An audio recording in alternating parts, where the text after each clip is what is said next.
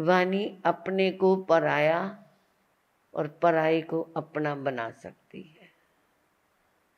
अपने को पराया बना सकती है और पराये को अपना बना सकती है। और कोई वाणी ऐसे व्यर्थ भी चली जाती है। उसके लिए वाणी के अंदर विनम्रता का होना बहुत जरूरी है। क्या? मिठास का होना, विनम्रता का होना, नम्रता का होना, झुकने का भाव होना। झुकना, विनय भाव, ये धर्म का पहला मूल है। अगर धर्म की जड़ जो है ना, हम धर्म करना है, धर्म करना है, परंतु धर्म के साथ विनय नहीं आई, हमने झुकना नहीं सीखा, हमने नम्रता नहीं ली, तो हमारा किया हुआ धर्म भी क्या हो जाएगा? व्यर्थ चला जाएगा। परंतु अहंकारी को झुकने का उपदेश दे दिया जाए, वो तो हमारे ऊपर ही क्या पड़ जाएगा? उल्टा पड़ जाएगा। मूर्ख को सुहाती नहीं सीख ज्ञानी की, क्या करेगी गरम तवे पर बूंद पानी की। गरम तवा हो, उसके ऊपर तुम पानी डालो, ठंडा हो जाए तो वो बूंद क्या हो जाएगी? गरम तवे पे पानी 2-4 बूंदे डाल दो तो क्या हो जाएंगी? सूं करके वो ही जल जाएंगी। इसी तरह ही जो मूर्ख है, जो अहंकारी है, उसे कुछ समझाना तो अपनी एनर्जी को वेस्ट करना हो जाता है। तो पहले मूर्ख के अंदर विनम्रता अगर आ जाए तो उसकी मूर्खताई भी खत्म हो सकती है, क्योंकि विनय ददाती विद्या, जिस के अंदर विनय होगी उसके पास विद्या आ जाएगी। विनय से ही कुछ सीखा जाएगा, झुक करके सीखा जाएगा। विनय ददाती विद्या, विनय विद्या को देती है, विद्या ददाती बुद्धि, और जो विद्या है वो बुद्धि को देती है।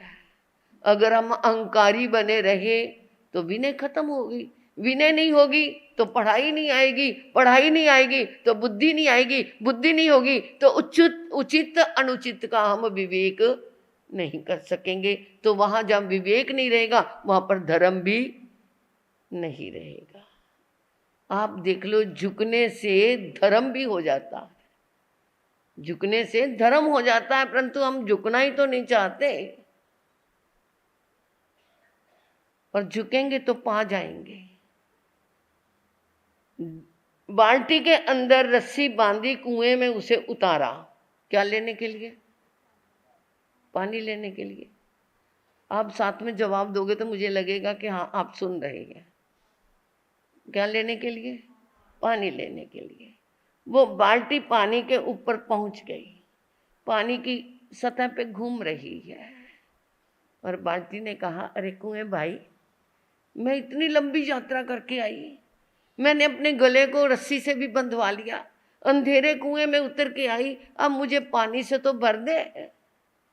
वो कहता, डुबकी तो लगा, गर्दन तो झुका, गर्दन झुकाएगी तो पानी से भर जाएगी। जब तक गर्दन नहीं झुकाई, बाल्टी खाली थी, और बाल्टी ने गर्दन झुकाई, गहरी डुबकी लगाई और पानी से भर गई।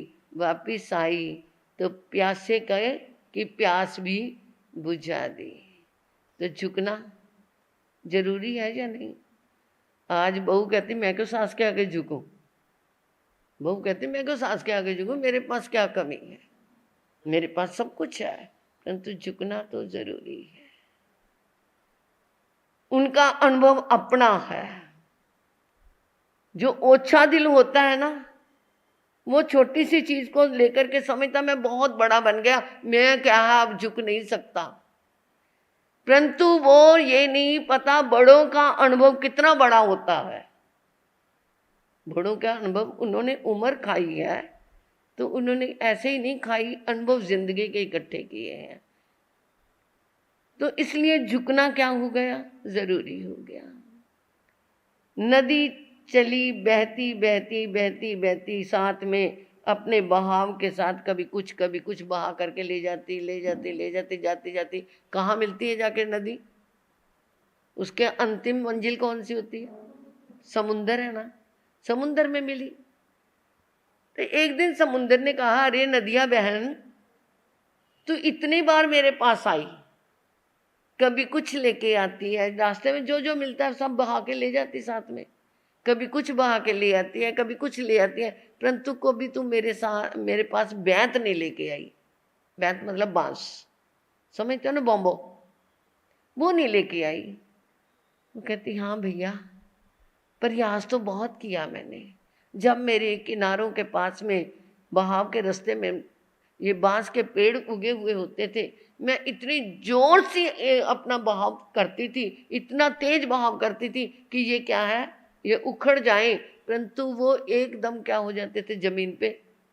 कभी देखे अपने बांस उगे हुए कितने लंबे होते हैं, और जब भी बहाव होता तो वो क्या हो जाते थे, झुक जाते थे, क्योंकि उनके अंदर क्या गुण है, झुकने का गुण है, नीचे बैठ जाते थे। तो जो समुद्र भाई झुक गया, उसको उखाड़ने की ताकत मेरे पास नहीं है। जो झुक जाता है ना, उसके पास, उसको कोई उखाड़ना चाहे नहीं उखाड़ सकते।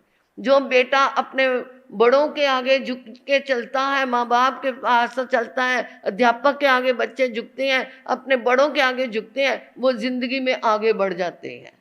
जो अहंकार में चलते हैं वो जिंदगी में पीछे रह जाते हैं। थोड़े क्षण के लिए, थोड़े समय के लिए आगे बढ़ते दिखाई देंगे, परंतु लास्ट परिणाम उनका अच्छा नहीं होता, क्योंकि उन्होंने जो विद्या ली वो विनय से नहीं ली, वो पढ़ाई करके ली है, अक्षर ज्ञान लिया है, अंदर का ज्ञान उन्होंने अंदर नहीं उतारा।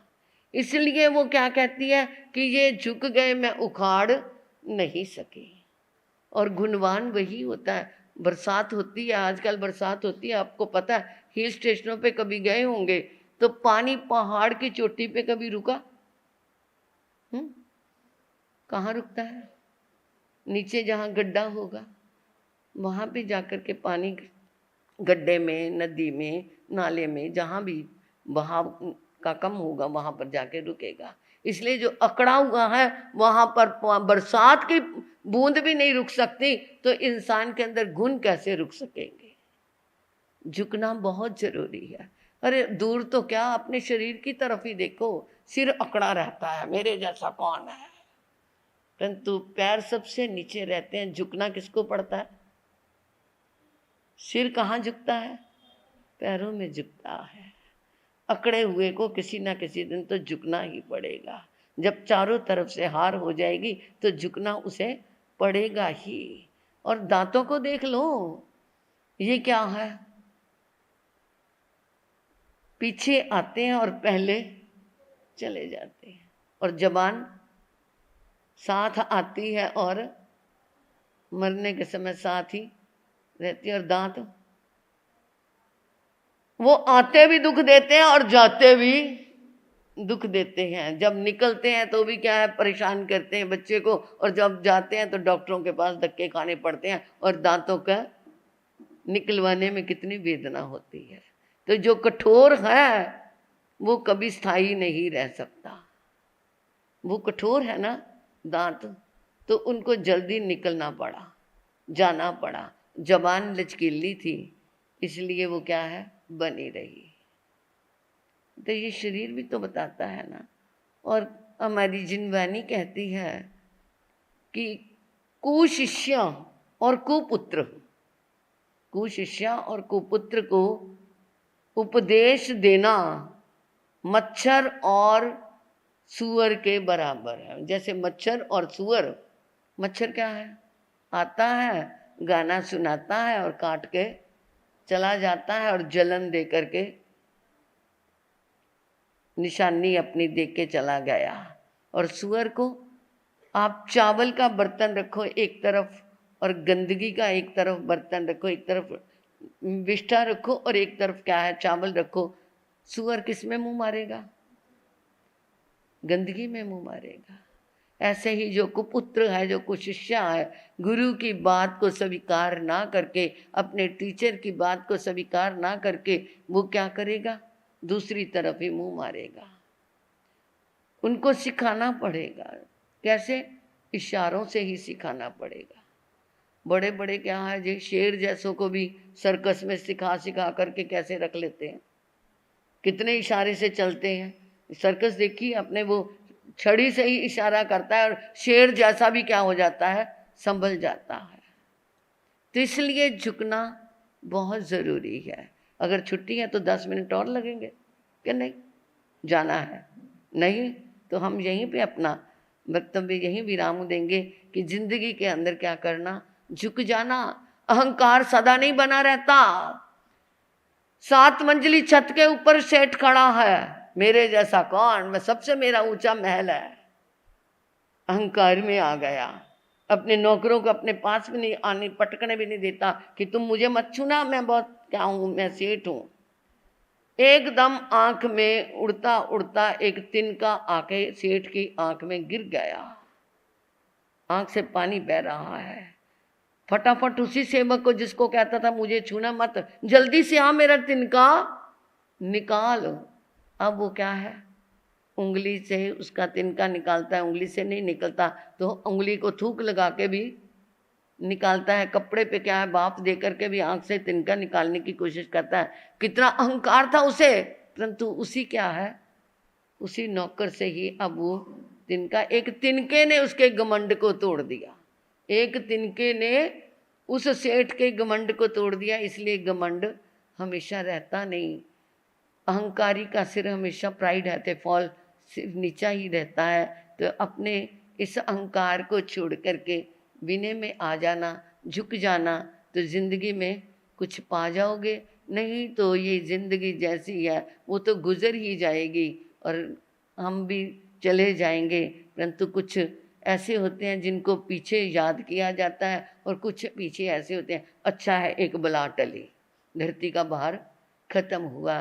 तो जाने में मज़ा उसी का है जिसके पीछे 1000 आंखें एक बार ये तो नम हो जाएं कि अरे हमारा गरीबों का मसीहा चला गया, अरे हमारा साथी चला गया। और एक ऐसा चल, अच्छा है चला गया तो क्या हो गया, धरती का बोझ कम हो गया। तो जो विनयवान होगा उसके पीछे आंखें रोएंगी, जो अहंकारी होगा उसके जाने का लोग खुशी मनाएंगे।